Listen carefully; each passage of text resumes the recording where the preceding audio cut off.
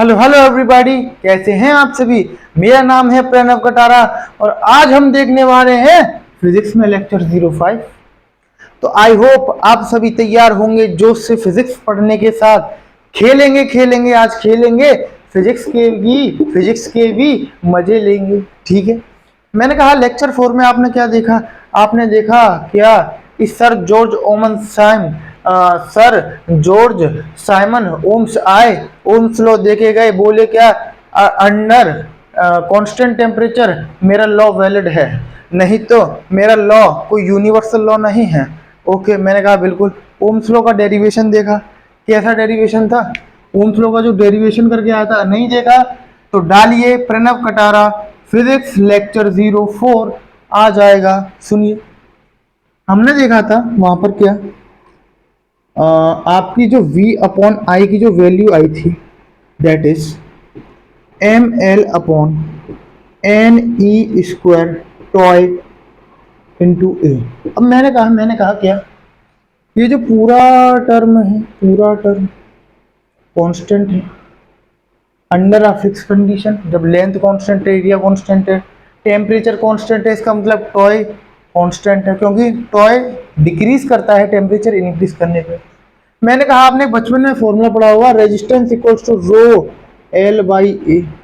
ठीक है, अब मैंने कहा क्या ये जो एम एल अपॉन, मैंने कहा ये जो M L upon N E square tau into A है, ये रेजिस्टेंस के बराबर है। v अपॉन आई ये इसके बराबर है, तो ये रेजिस्टेंस के बराबर कैसे। मैंने कहा v बराबर कितना डाला आई आर, v अपॉन आई बराबर कितना आर, तो v अपॉन आई की ये वैल्यू है, ये आर के बराबर है, कैपिटल आर लिख दीजिए इसको, रेजिस्टेंस। ठीक है, ये आपको समझ में आया। अब ये जो L अपॉन ए है इसको छोड़िए, m mass of electron always constant, E square electron पे charge always constant, tau temperature constant है तो ये भी कांस्टेंट, एन इलेक्ट्रॉन डेंसिटी किसी भी पर्टिकुलर मटेरियल के लिए ये फिक्स रहती है। अगर सिल्वर लिया उसकी एन की वैल्यू यानी इलेक्ट्रॉन डेंसिटी की वैल्यू यानी number of electron per unit volume, एक मीटर क्यूब वॉल्यूम में जितने इलेक्ट्रॉन होंगे, नाम दिया इलेक्ट्रॉन डेंसिटी। मैंने कहा सिल्वर के 1 मीटर क्यूब में 10 की पावर 29 इलेक्ट्रॉन्स, कॉपर के 1 मीटर क्यूब में 10 की पावर 28 इलेक्ट्रॉन्स। यानी अगर मटेरियल चेंज करेंगे तब एन की वैल्यू चेंज होगी, नहीं तो अगर मैंने सिल्वर लिया, सिल्वर का एक इतना बड़ा टुकड़ा लिया, एक इतना बड़ा टुकड़ा लिया, पर उसके 1 मीटर क्यूब में रहेंगे इलेक्ट्रॉन 10 की पावर 29। यानी साइज पर डिपेंड नहीं करता, ये सिर्फ डिपेंड करता है मटेरियल सिल्वर हटाया, कॉपर लिया तो उसके 1 मीटर क्यूब में 10 की पावर 28 हो जाएगी। ठीक है, मैंने कहा बिल्कुल सही है। मैंने कहा ये जो आपको ये जो वैल्यू दिख रही है, हाँ जी हाँ, यही है रो, और तभी फॉर्मूला आता है r into L by A equals to are. ये जो है ये सारी चीज है जो वो परमानेंट कांस्टेंट है, परमानेंट कांस्टेंट। तो ये जो रो है ये भी एक कांस्टेंट है। ठीक है, मैंने कहा rho into L by A equals to are. ये वैसे बता दिया, आगे जाके जब प्रूफ करेंगे तो आपको दिक्कत नहीं आएगी। मैंने कहा इतनी बातें तो हमें अच्छे से समझ में आई। कांस्टेंट होता है इतना हिस्सा, इसमें रो कांस्टेंट होता है, एल बाई ए भी फिक्स ही हो गया, लीनियर एक्सपेंशन नहीं होगा, वो नहीं होगा, टेम्परेचर फिक्स है तो ये, और लेंथ और एरिया ऑफ रो सेकेंड तो फिक्स कर ही रखा है मैंने कहा ठीक है, ये ओवरव्यू दे लिया हमने लेक्चर 04 का। आगे बढ़ते हैं आगे मैंने कहा अब v बराबर आई आर प्रूव कर दिया हमने, कैसे होता है कांस्टेंट कंडीशन पे आगे चलते हैं। अब मैंने कहा v अपॉन आई बराबर आर होता है, मुझे पता पड़ गया, ओम्स लॉ से ही आया ये फॉर्मूला। ओम्स लॉ से जो भी यहाँ मलबा था, जो भी माल पानी था यहाँ, उसकी जगह आर लिख दिया। आर इज अ कांस्टेंट और अंडर स्पेसिफिक कंडीशन। मैंने कहा ये कोई भी कंडक्टर है, लेंथ इसकी एल है, इसमें v अप्लाई कर दिया मैंने, पोटेंशियल डिफरेंस, और एक इलेक्ट्रिक फील्ड जनरेट हुई। तो आपने कहा इलेक्ट्रिक फील्ड का फॉर्मूला v अपॉन एल। मैंने कहा बिल्कुल, तो v की वैल्यू निकाल लीजिए, ई इंटू एल, एल इधर गया, ठीक है। v की जो वैल्यू यहाँ पर पुट कर लीजिए। अब मैं आपको दिखा रहा हूँ कि मैं आखिरकार प्रूव क्या करने जा रहा हूँ। तो देखिए सबसे पहले जो r इक्वल्स टू, तो v अपॉन आई है, r equals to v upon i है, हम इसको कहते हैं macroscopic form of Ohm's law. यानी जो v अपॉन आई बराबर r है, इसे कहा macroscopic form of Ohm's law. ये जनरल एक नाम है, इसको बोलते हैं मैक्रोस्कोपिक, बड़ी फॉर्म है, ठीक है। इसको लिख लीजिएगा पॉइंट। मैंने कहा v की वैल्यू पुट करिए, आपने पुट करा e इंटू एल, और r की वैल्यू हमें कितनी देखी, हमने कितनी देखी, रो एल बाई ए, ठीक है, रो L by A divided by I. मैंने कहा एल से एल कट गया। अब क्या करना है मेरे को, ई, ये आपका एरिया है ना, कैपिटल ए लिख लीजिए, इसको कंफ्यूजन ना हो इसलिए। मैंने कहा एल से एल गया, ई अपॉन आई था यहाँ पर, यहाँ रो अपॉन ए बचा, ठीक है, बिल्कुल सही जा रहे हैं। मैंने कहा आई को यहाँ भेज दीजिए, रो को यहाँ भेज दीजिए, ठीक है, आपने वैसा ही करा, रो आई यहाँ भेज दिया अपॉन ए। मैंने कहा ये कुछ देखा देखा सा नहीं लग रहा, आपने कहा बिल्कुल, क्या है ये, current flowing per unit area is called current density. लाला जे हो गया ये, यानी ये क्या हो गया आपका जे, इसको रफ कर लीजिए, ये क्या हो गया, ई अपॉन रो बराबर हो गया जे के। मैंने कहा बिल्कुल अच्छा है, बहुत अच्छा है लाला, बहुत अच्छा है। ये आ गया E upon rho equals to J, ठीक है, ठीक है, ठीक है। अब मैंने कहा जब मैक्रोस्कोपिक फॉर्म इसे कहा मैक्रोस्कोपिक, मैक्रोस्कोपिक फॉर्म इसे कहा, तो भाई माइक्रोस्कोपिक फॉर्म भी तो होनी चाहिए एक। तो मैंने कहा माइक्रोस्कोपिक फॉर्म क्या होगी, माइक्रोस्कोपिक फॉर्म लाला वही होगी जो आपके दिमाग में चल रही है।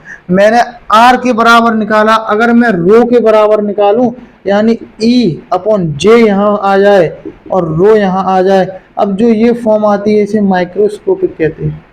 माइक्रोस्कोपिक नाम दे दिया ना, माइक्रोस्कोपिक फॉर्म, जनरल नॉलेज, ठीक। ये मैक्रो और ये माइक्रो। अब ये एक बात समझिए मेरी, एक बात समझिए, क्या बात है सुनिए।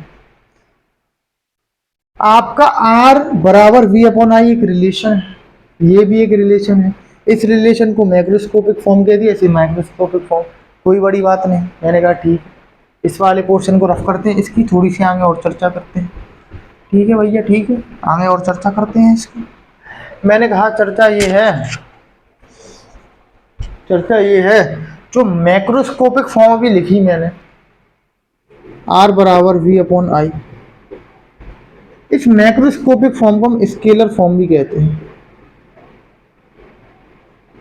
ठीक है।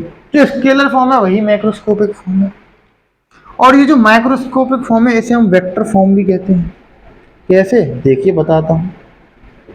मैंने कहा क्या कहा मैंने, ई कैसी क्वांटिटी, इलेक्ट्रिक फील्ड, वेक्टर, जे कैसी क्वांटिटी, करंट डेंसिटी, वेक्टर, बराबर रो, यानी ई वेक्टर कह लीजिए, या फिर कह लीजिए कि जे वेक्टर बराबर ई वेक्टर अपॉन रो। और रो क्या है, रजिस्टिविटी हम आगे और भी टॉपिक पढ़ेंगे डिटेल में। हमें एक चीज मालूम है, जो रो होती है वो होती है 1 अपॉन क्या, रो 1 अपॉन सिग्मा होती है। सिग्मा क्या है, दिस इज कॉल्ड कंडक्टेंस। आगे देखेंगे, सब देखेंगे, इसकी भी चर्चा होगी। अभी नॉलेज के लिए हम वेक्टर फॉर्म लिख रहे हैं, थोड़ा अच्छे से लिख दें, ठीक है। मैंने कहा रो बराबर 1 अपॉन सिग्मा, तो सिग्मा बराबर क्या होगा 1 अपॉन रो, इसको यहाँ ले जाइए, इसकी तो रो की जगह 1 अपॉन सिग्मा रखिए। मैंने कहा ई वेक्टर रो की जगह 1 अपॉन सिग्मा बोला नीचे नहीं रुकूंगा, ऊपर भग जाऊंगा।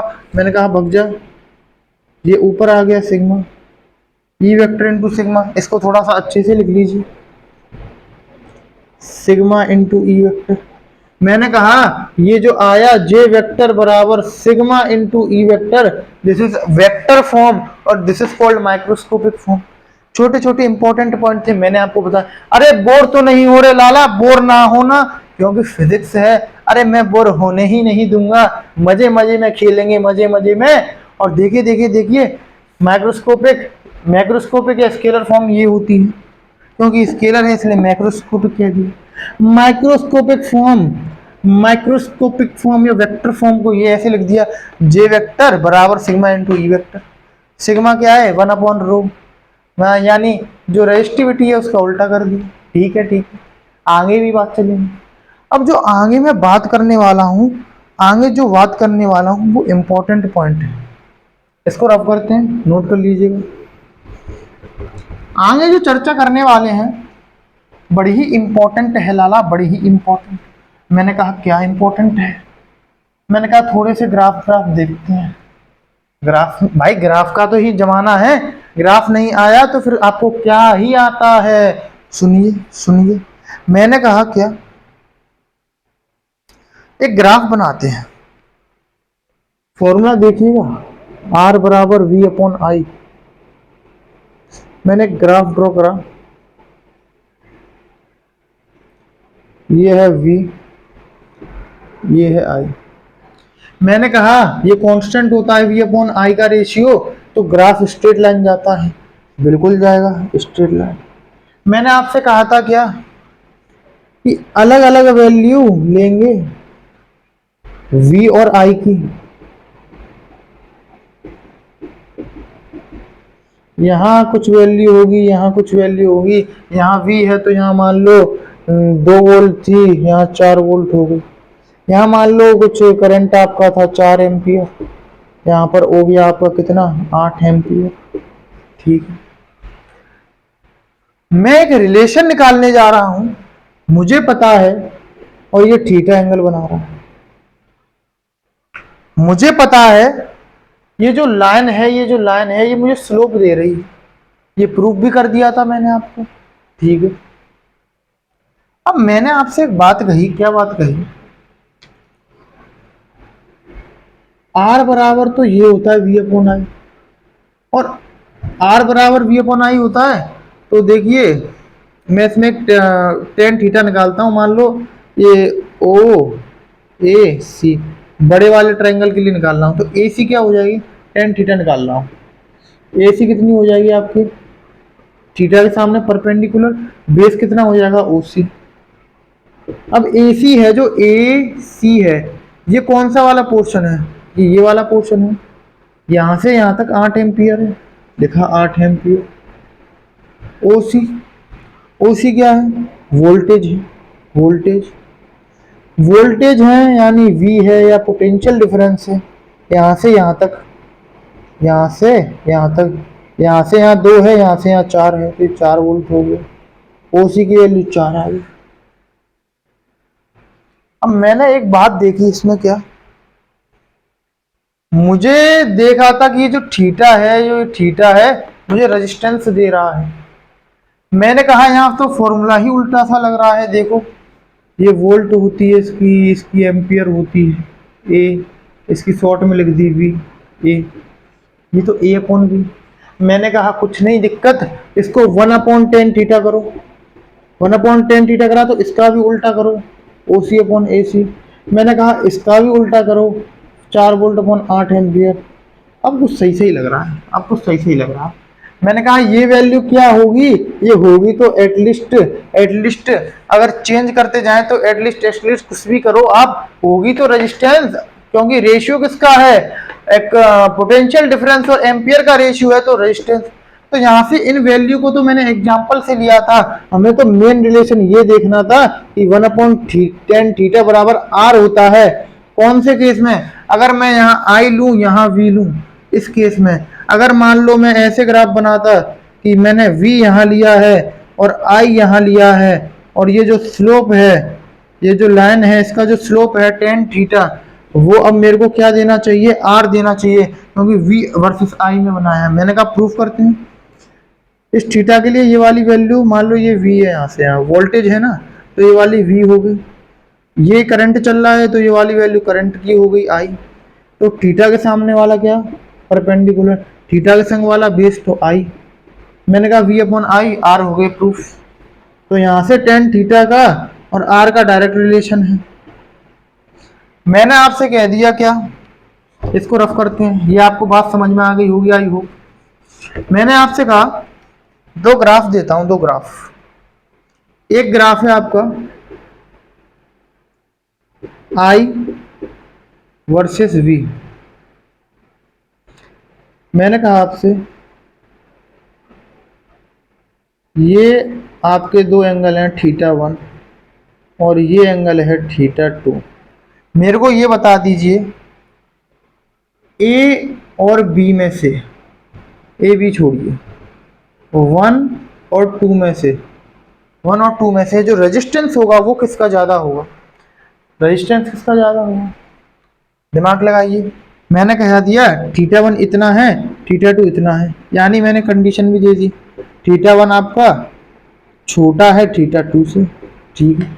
मैंने कहा कि आई और वी का ग्राफ है तो मुझे आर बता दीजिए किसका ज़्यादा होगा, वन का या टू का।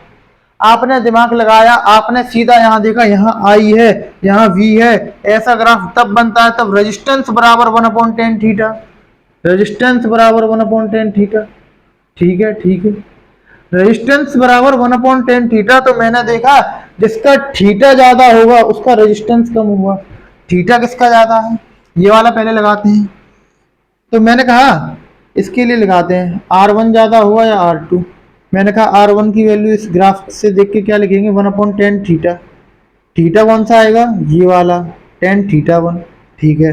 आर टू बराबर क्या आएगा, one upon tan theta two, ठीक है, ये वाला थीटा थीटा टू। अब थीटा टू बड़ा है तो आर टू छोटा होगा, थीटा वन बड़ा है तो आर वन बड़ा होगा, यानी आर टू जो होगा वो बड़ा होगा आपका आर वन से। ऐसा गलत क्यों, गलत कहूंगा मैं, क्यों, क्योंकि आर वन बड़ा है, आर वन जो है वो बड़ा है आर टू से। क्यों, क्योंकि इनवर्स रिलेशन है टेन थीटा के संग, जिसका थीटा ज्यादा, जिसका थीटा ज्यादा उसका रेजिस्टेंस कम, जिसका थीटा कम उसका रेजिस्टेंस ज्यादा।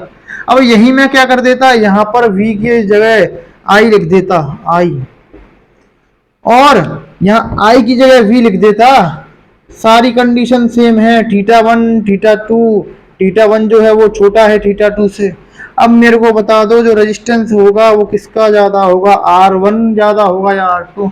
आपने कहा ये तो मुझे v अपॉन आई दिख रहा है, आई दिख रहा है तो डायरेक्ट रिलेशन लगाएंगे, आर वन बराबर टेन थीटा वन लिखेंगे, आर टू बराबर टेन थीटा टू लिखेंगे, ठीक है। Tan theta one tan theta two, मैंने कहा थीटा टू ज्यादा है तो टेन थीटा टू ज्यादा होगा टेन थीटा वन से, ठीक है। टेन थीटा वन किसके बराबर है, आर वन के। टेन थीटा टू किसके बराबर है, आर टू के। तो आर वन बड़ा, आर वन छोटा होगा आर टू से, यानी ऑटोमेटिकली जिसका थीटा ज्यादा हो गया उसकी वैल्यू बड़ी हो गई, जिसका थीटा कम उसकी वैल्यू छोटी होगी। इसका मतलब ये समझ में आया कि अगर यहाँ आई है और यहाँ वी है तो जिसका थीटा ज्यादा उसका रेजिस्टेंस कम, इनवर्स रिलेशन लगता है आर बराबर वन अपॉन टेन थीटा। मैंने कहा अगर यहाँ वी है और यहाँ आई है तो डायरेक्ट रिलेशन लगता है, क्योंकि ये तो हम निकाल सकते हैं, ऑब्वियस सी बात है। थीटा कंसीडर करेंगे, यहाँ एक ट्राइंगल मान लेंगे, तो ये जो सामने वाली साइड है ये है, ये यानी इस लाइन पे वोल्टेज है V, इस लाइन पे नीचे वाले बेस पे क्या है, करंट है I। तो यहाँ से टेन थीटा की वैल्यू निकालेंगे परपेंडिकुलर अपॉन बेस और V अपॉन आई आर के बराबर, यानी टेन थीटा और आर का डायरेक्ट रिलेशन। ये ग्राफ आपको बड़ा इंपॉर्टेंट था, समझ में आ गया होगा। आगे बात करते हैं, आगे क्या देखने वाले। ये तो बड़ी अच्छे से आपको क्लियर हो गया होगा कि जो V और I अगर ऐसे दे रखे हैं तो ये वाला रिलेशन, अगर अगर यहीं पर क्या दे रखा है, यहाँ पर V दे दिया, नीचे यहाँ I दे दिया, तो ये वाला रिलेशन लगेगा। ठीक है ठीक है, मैंने कहा बिल्कुल अच्छे से समझ में। आगे बढ़ते हैं, अब रेजिस्टेंस से ही आगे संबंधित टॉपिक पढ़ रहे हैं क्या। ग्राफ मैंने आपको समझा दिया, अब मैं समझाता हूँ रेजिस्टेंस आखिर में दो टाइप के होते हैं। एक होता है लीनियर रेजिस्टेंस एक होता है आपका डायनेमिक रेजिस्टेंस, ठीक है। अब लीनियर रेजिस्टेंस का क्या अर्थ है? लीनियर, जो लीनियर रहे, जो रहे कांस्टेंट, जो रहे कैसा? कांस्टेंट। यानी मान लो मैंने कोई ग्राफ बनाया और ये स्ट्रेट लाइन ग्राफ आया, इस पे ये v है, यहाँ ये i है। मैंने कहा यहाँ पर वैल्यू अलग अलग होंगी, v की भी अलग अलग वैल्यू होंगी। मान लो ये है, ये है। मैंने कहा मान लो यहाँ 8 वोल्ट है, यहाँ 16 वोल्ट है, यहाँ आपका 4 वोल्ट 4 एम्पियर है, और आपका यहाँ पर 8 एम्पियर। अब आप रेजिस्टेंस निकालोगे इस ए पॉइंट पे और बी पॉइंट पे, दोनों का सेम आएगा। निकाल लीजिए v अपॉन आई, तो 8/4 2 ओम आएगा, ऐसे ही 16/8 2 ओम आएगा, ठीक है। अब मैंने कहा क्या, इससे क्या मालूम पड़ रहा है कि जो ए पॉइंट और बी पॉइंट है उन दोनों का रेजिस्टेंस सेम आ रहा है, R1 R2, R1 बराबर R2। क्या अर्थ है इसका? अलग अलग V की और अलग अलग I, यानी अलग अलग वोल्टेज पे, पोटेंशियल डिफरेंस पे, अलग अलग करंट की वैल्यू पे रेजिस्टेंस सेम आ रहा है। इसका अर्थ है कि जो लीनियर है, कौन जो रेजिस्टेंस है लीनियर है, कांस्टेंट है रेजिस्टेंस। जो डिफरेंट डिफरेंट V और I की वैल्यू पे अगर वैल्यू रेजिस्टेंस की कांस्टेंट I डाला तो लीनियर रेजिस्टेंस कह डाला। और डायनेमिक क्या है? डायनेमिक नाम है, डायनेमिक यानी बहुत ही अनोखा होगा क्या? मैंने कहा बिल्कुल नहीं। सबसे पहले समझ, लीनियर जो रेजिस्टेंस होता है उसकी नोटेशन करते हैं ऐसे, ये कांस्टेंट है, कांस्टेंट रेजिस्टेंस, इसकी नोटेशन ऐसे करते हैं। डायनेमिक होता है उसकी जो रिप्रेजेंटेशन है वो कुछ ऐसे करते हैं, एक एरो बना देते हैं, यानी वेरिएबल, ठीक है। मैंने कहा क्या कि टेन थीटा से वैल्यू निकाल सकते हैं इसकी, ऐसे ग्राफ देख के वैल्यू निकाल सकते हैं रेजिस्टेंस की। मैंने कहा जो डायनेमिक रेजिस्टेंस होता है ना लाला, this is not constant, this is variable resistance, it is variable. अलग अलग V और अलग अलग I के लिए अलग अलग वैल्यू आएंगी। इसका ग्राफ स्ट्रेट लाइन नहीं आता, ये वेरिएबल है। इसका ग्राफ होगा वो कुछ भी आ सकता है। मान लो मैंने कंसीडर कर लिया ये V है, ये यहाँ I है, मैंने एक ग्राफ कंसीडर कर लिया, मान लो एक ऐसे ग्राफ कंसीडर कर लिया। अब मैंने कहा देखो किसी भी इसको थोड़ा सा अच्छे से बनाता हूँ ग्राफ को। ये आपका ग्राफ है, ये I है, ये V है। मैंने कहा दो पॉइंट लिए, मुझे चेक करना है इन दोनों पॉइंट पे रेजिस्टेंस सेम है कि नहीं। तो इसका एक तरीका है, टेंजेंट डाल दो इस पर। मैंने क्या करा, इस पर टेंजेंट डाली, टेंजेंट इस लाइन से ही पास होनी चाहिए, यानी ये जो पॉइंट है इनके ऊपर टेंजेंट डाली, इनसे पास होनी चाहिए। तो देखो ये लाइन इससे पास हो रही है, तो ये देखो ये जो है ये टेंजेंट इसी ब्लैक वाली लाइन के ऊपर है, थोड़ा सा मैंने ब्लू करके दिखा दिया। अब देखो ये थीटा है, तो इस वाले पॉइंट पे ऐसे ड्रा कर लूँ, ये भी थीटा है, ये भी थीटा है, यानी थीटा दोनों के सेम है, टेन थीटा सेम है। तो ये जो टेन थीटा रेजिस्टेंस देता है V और I के ग्राफ में, तो टेन थीटा दोनों के लिए कैसे हैं? सेम, यानी R सेम है आपका। बिल्कुल समझ में आई। मैंने कहा यहाँ पर दो पॉइंट ले लो आप, मैंने कहा यहाँ पर दो पॉइंट ले लो, एक पॉइंट ये ले लिया आपने A, एक पॉइंट ये ले लिया B। मैंने कहा टेंजेंट ड्रॉ करो, इस वाले पे करो तो पॉइंट को टच करते हुए जानी चाहिए टेंजेंट आपकी। मैंने कहा ऐसे गई, ये मान लो थीटा B बनाया, इसमें B से बनाया तो थीटा B, A पे ड्रॉ करो टेंजेंट टच करते हुए, थीटा A। अब बताओ आपको जो थीटा है किसका ज़्यादा लग रहा है? देखो इसका इतना थीटा है, इसका ऐसे है, मतलब देखो ये वाली लाइन ऐसे बना ली मैंने, ऐसे ये निकाल ली बाहर। B के लिए कैसा है? इतना थीटा, देखिए थीटा कितना है, ऐसे ही ये दोबारा ऐसे A के लिए इतना थीटा बढ़ गया।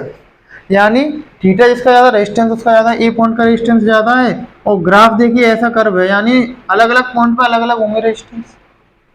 यानी मुझे एक बात समझ में आई क्या, for different values of v and i r will be variables. मैंने कहा आर जो है वो वेरिएबल है आपका। ठीक है, समझ में आया ये पॉइंट। इसलिए इसको डायनेमिक रेजिस्टेंस कहा, इसको इसलिए लीनियर रेजिस्टेंस कहा। बिल्कुल क्लियर चल रहा है मामला। अब मैंने कहा इसकी वैल्यू तो हम डिटरमाइन कर लेते हैं, टेन थीटा से कर ली, इससे कर ली। अब इसकी वैल्यू कैसे डिटरमाइन करें? तो दो मेथड है। पहला तो जो मेथड है वो आपका पुराना मेथड है।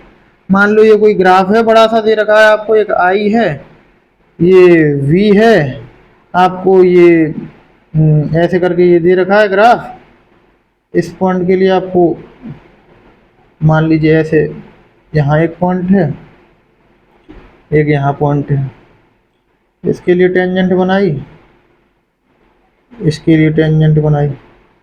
ये थीटा 1 है, ये थीटा 2 है। कह दिया कि थीटा 1 जो है वो छोटा है थीटा 2 से। तो आप सिंपली इस ग्राफ को देख के बता दोगे जो रेजिस्टेंस होगा ए पॉइंट का जो रेजिस्टेंस होगा वो बी से ज़्यादा होगा। मैंने कहा ठीक है। मान लो आपको ये डेटा गिवन ना हो कि थीटा 1 थीटा 2 से बड़ा है, ये डेटा आपको गिवन ही ना हो, तो कैसे निकालते हैं फिर डायनेमिक रेजिस्टेंस की वैल्यू? मैंने कहा तो अभी वो ग्राफिकल मेथड से ही निकलेगी। अब समझते हैं कैसे निकलेगी, इनको रब करता हूँ, फिर अच्छे से बड़ा डायग्राम बना के समझते हैं। ये आपको समझ में आ गया होगा नोटेशन वगैरह। सुनिए आगे, मैंने कहा क्या कि कैसे डिटरमाइन करें डायनेमिक रेजिस्टेंस की वैल्यू, क्योंकि यह तो वेरिएबल है, यह तो वेरिएबल है। मैंने कहा ठीक है, एक ग्राफ बना लिया अच्छा सा बढ़िया सा। ये आई है, ये यहाँ वी है।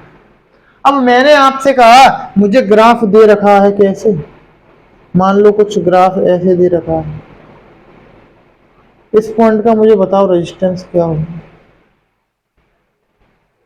मैंने कहा एक मेथड है क्या, पहले तो मार्क कर लो, यहाँ पर आई की वैल्यू, यहाँ पर वी की वैल्यू हुई। फिर मैंने कहा ये जो पॉइंट है, ये जो पॉइंट है इसके जस्ट बिल्कुल वेरी वेरी क्लोज, यहाँ पर आपको दिखाने के लिए थोड़ा दूर कर दे रहा हूँ जिससे कंफ्यूजन ना हो। इसके थोड़े दूर, ये असलियत में कैसा होगा ये मैंने दूर कर लिया है, जो रियल होगा ये, मान लो ये पॉइंट है इसका निकालना है, तो उसके वेरी क्लोज, बिल्कुल क्लोज, इसी पे बिल्कुल बहुत स्मॉल डिस्टेंस होगी इसमें, और वो डिस्टेंस आपको दिखेगी नहीं, समझा नहीं पाऊंगा, इसलिए थोड़ा सा दूर लिख लिया, बहुत ही छोटी स्मॉल डिस्टेंस। तो देखिए क्या करेंगे, ये जो मैंने दो पॉइंट माने हैं, मान लो ए पॉइंट पे निकालना है, ये तो दो पॉइंट माने हैं, इन पे मार्क कर लो किसकी वैल्यू, वी और आई की। मैंने कहा ठीक है, ये आपका इधर है, ये आई वाली ग्राफ है तो I1 होगा, ये V है तो V1 मान लो। फिर आगे जाएंगे इससे तो बढ़ेगा ना, बढ़ेगा, ये I2, यहाँ पर भाई तिरछा गई लाइन, तिरछा गई का, ये V2। अब आप में से कितने बच्चे मेरे को ये बता सकते हैं, यह बता सकते हैं, अगर ये I1 है लाला, यहाँ 0 है, ये आपका I1 है, ये आपका I2 है, ये I1 है, ये I2 है, तो ये जो ये पोर्शन बच रहा है ये वाला, ये कितना होगा, कोई बता सकता है मेरे को? अगर मैं इतने में से इतना घटा दूं तो इतना मिल जाएगा। आई रिपीट, इतने में से इतना घटा दूं तो ये वाला हिस्सा, यानी ये वाला, यानी ये वाला हिस्सा मिल जाएगा, बिल्कुल मिल जाएगा। कितना होगा, I2 बड़ा है, I2 देखो यहाँ पर ज़्यादा वैल्यू है, I1 इससे पीछे है तो कम है, तो मैंने कहा ये है, ये डेल्टा आई लिख देते हैं, और I2 माइनस I1 इसकी वैल्यू, बिल्कुल अच्छे से मिल जाएगा। जो लीनियर रेजिस्टेंस होता है वो नॉर्मल होता है, यानी V और I की डिफरेंट डिफरेंट वैल्यू के लिए सेम आती है, तो उसका फॉर्मूला तो ये होता है R = V/5। ठीक है, अब देखिए इसे देखिए, उसको तो मैंने वैसे ही बता दिया, अभी कंपैरिजन करेंगे। मैंने कहा अगर ये यहाँ से यहाँ तक V1 है, इतना V1 है, और ये यहाँ से यहाँ तक V2 है, V2, तो कोई बच्चा आप में से मेरे को ये बता सकता है कि यहाँ से यहाँ तक कितना होगा। मैंने कहा यहाँ से यहाँ तक से यहाँ से यहाँ तक माइनस कर दूं तो इतना पोर्शन बचेगा, वही ये पोर्शन है, यानी ज़्यादा माइनस कम यहाँ निकल आएगा। तो मैंने कहा कितना होगा ये, मैंने आपसे कहा ये वैल्यू कितना होगा। देखिए यहाँ से यहाँ तक V1 है, यहाँ से यहाँ तक V2 है, अगर इस वाले में से इतना माइनस कर दूं तो यही तो बचेगा, ये पोर्शन, और यही मेरे को चाहिए, यानी ये पोर्शन बचेगा, ये चाहिए मेरे को, ये वाला। ये होगा डेल्टा V, जैसे कह देंगे V2 माइनस V1। अब आप में से कितने बच्चे मुझे ये बता सकते हैं, यह बता सकते हैं, अगर ये पॉइंट मैंने बहुत क्लोज माने हैं, वेरी वेरी क्लोज माने हैं, तो क्या मैं इन दोनों पॉइंट को ए पॉइंट ही कंसीडर कर सकता हूं कि नहीं? आपने कहा बिल्कुल कर सकते हो।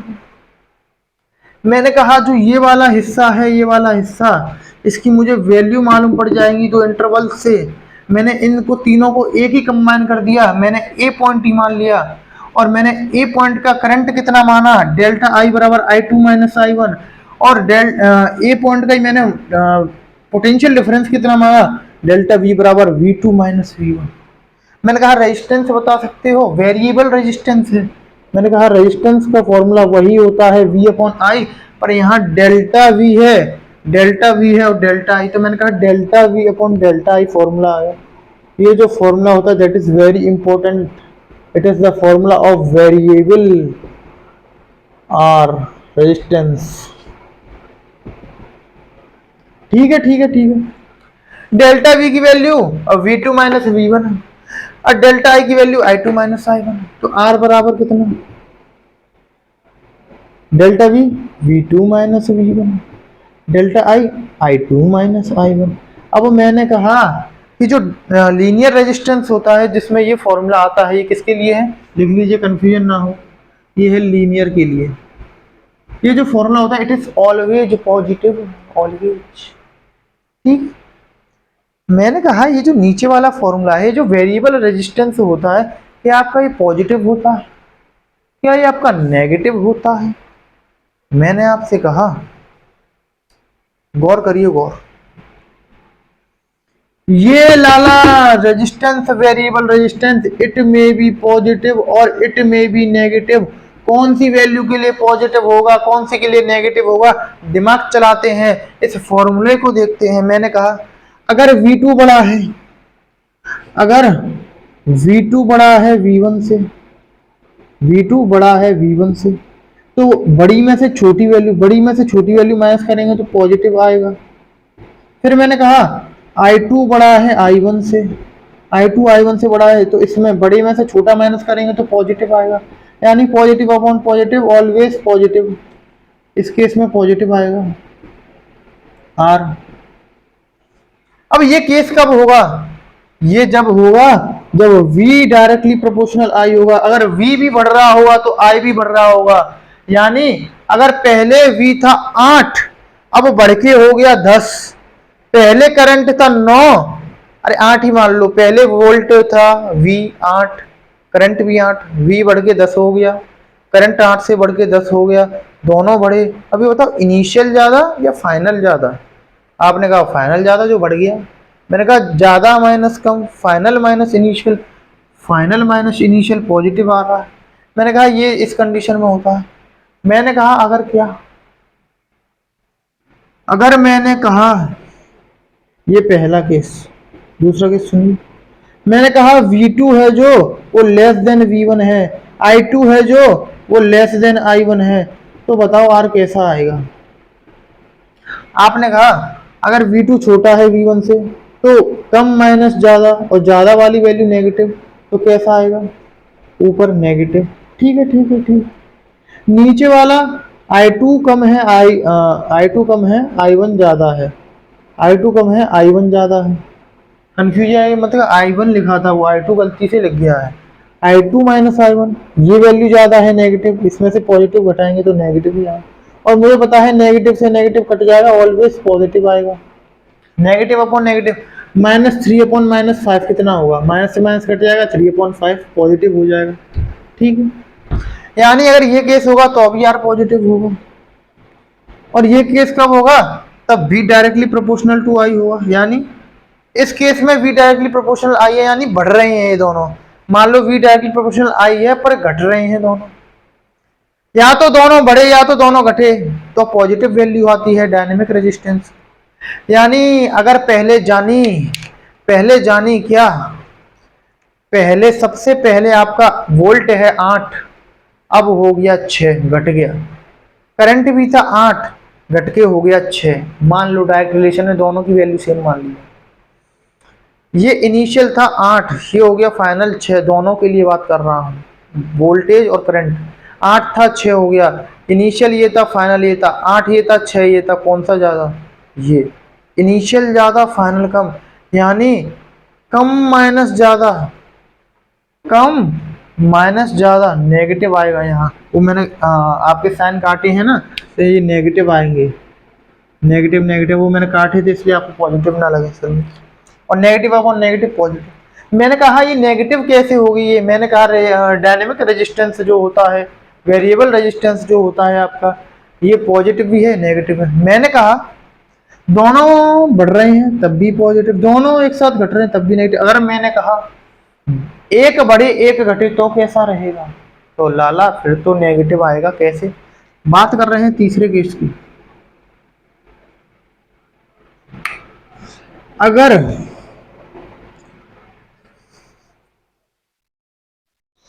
एक मिनट रुकिएगा, मेरी आंख में कुछ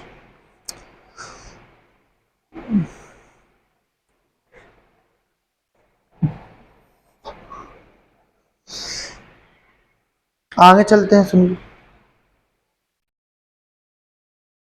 मैंने कहा है एक बढ़ाओ एक घटाओ।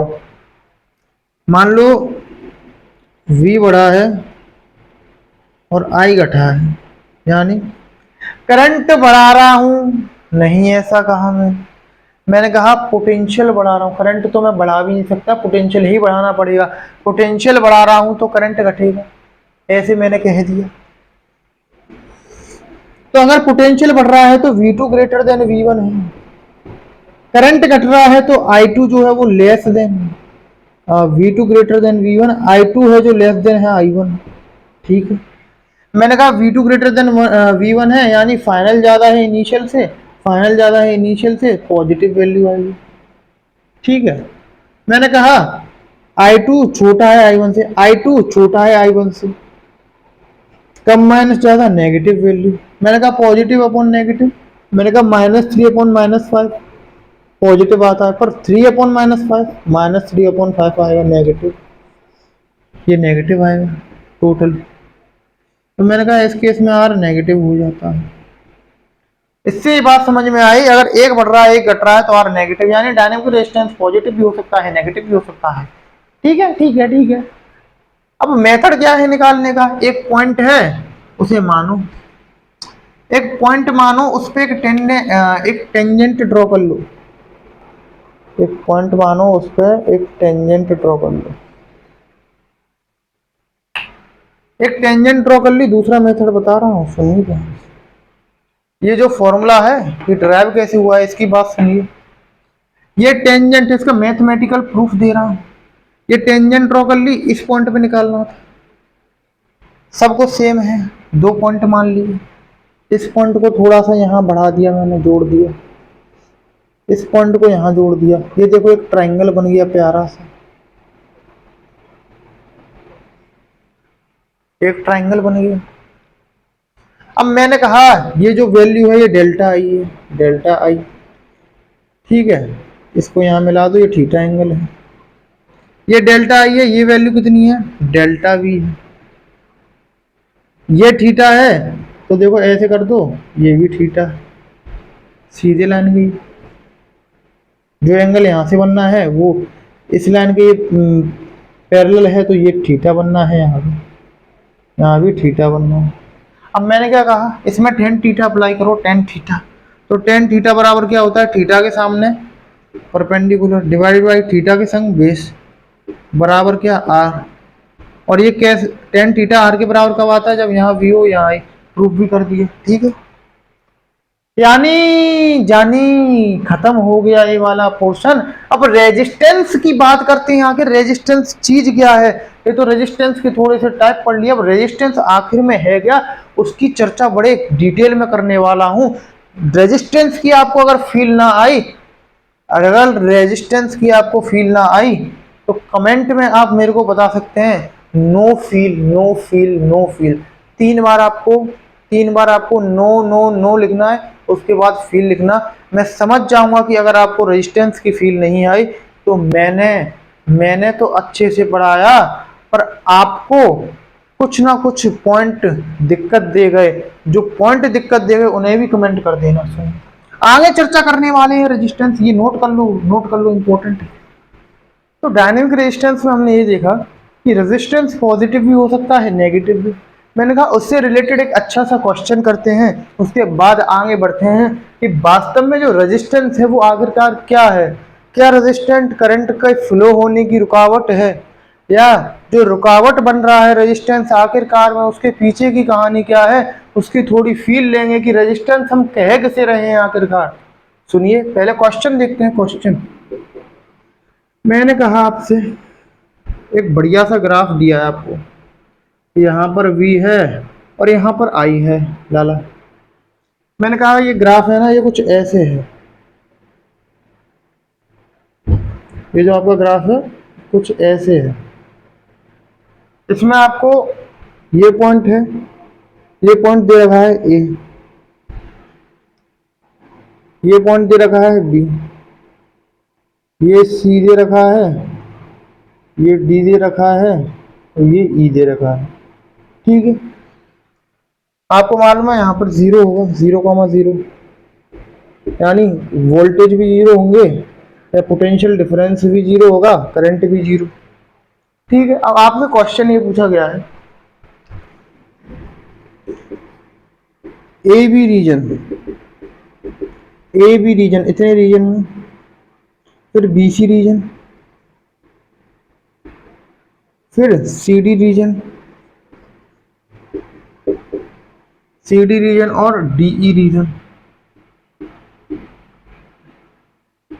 आपसे यह पूछा गया आपसे कि बताओ ए से बी रीजन में, बी से सी, सी से डी, डी से ई रेजिस्टेंस होगा। हमें दिख रहा है वो वेरिएबल है, क्योंकि ग्राफ स्ट्रेट लाइन नहीं है। रेजिस्टेंस तो वेरिएबल है लाला, पर ये पूछ रहा है कि रेजिस्टेंस पॉजिटिव होगा या नेगेटिव। मैंने कहा वेरिएबल रेजिस्टेंस है तो डायनेमिक है, डायनेमिक है तो पॉजिटिव भी होता है, नेगेटिव भी। देखते हैं, आप दिमाग लगाइए। ए से बी रीजन देखिए, सिर्फ ए से बी रीजन, यहाँ 0 थे दोनों, V और I दोनों 0 थे। मैं थोड़ा सा आगे बढ़ा, मैं आपका थोड़ा सा आगे बढ़ा यहाँ पर, इस पॉइंट को मैंने देखा 0 से कुछ वैल्यू V बढ़ गई, यहाँ बढ़ गई, यहाँ पर 0 से कुछ वैल्यू I बढ़ गई, ठीक है। फिर और आगे चला, B पॉइंट पे चला, मैंने देखा 0 से V थी, अब 0 से V1 हो गई कुछ, ये इतनी बढ़ गई, पहले इतनी थी अब इतनी और बढ़ गई, पहले इतनी थी अब इतनी और बढ़ गई, तो I1। मैंने कहा A से B आने पे V भी बढ़ रहा है, I भी बढ़ रहा है, यानी V directly proportional to I। इसका मतलब जो रेजिस्टेंस है वो पॉजिटिव है, R है आपका पॉजिटिव। समझ में आया, ठीक है, ये समझ में आया। मैंने कहा थोड़ा और आगे देखिए, B से C रीजन में बताना है।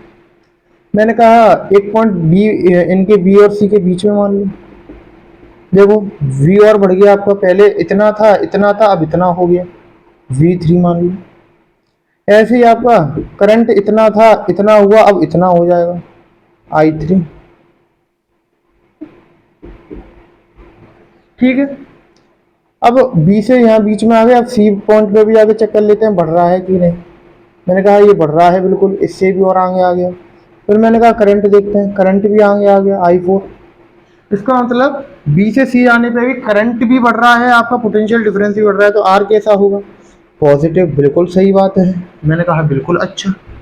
देखते हैं C से D रीजन में आने में सी से डी रीजन में आने में बढ़ रहा है वी या घट रहा है वी, बढ़ रहा है आई या घट रहा है आई। आप लोगों ने मुझसे कहा हमें पता है अगर दोनों बढ़े वी भी आई भी बढ़े रेजिस्टेंस पॉजिटिव, दोनों घटे तो रेजिस्टेंस पॉजिटिव, एक बढ़े एक घटे, एक बढ़े एक घटे, यानी एक बढ़ रहा है एक घट रहा है तो रेजिस्टेंस नेगेटिव। ठीक है, चेक करते हैं। मैंने कहा सी से और डी के बीच में एक पॉइंट है हमारा, इस पर पोटेंशियल मार्क कर लो वी की वैल्यू V5 हो, वी तो बढ़ गया, आगे चला गया लाना। करंट देखते हैं इसी पॉइंट पे। मैंने कहा करंट पहले यहां तक आ गया था, अब नीचे आ गया, करंट नीचे आ गया इस पॉइंट पे, करंट घट गया, यानी आई तो घटा वी बढ़ा, तो रेजिस्टेंस कैसा आएगा लाला, नेगेटिव। फील आया, फील आया। आगे देखिए, मैंने कहा सी से डी देख रहे थे, डी पॉइंट पे और देख लीजिए, बिल्कुल श्योरिटी ले लीजिए, वी और बढ़ गया V6।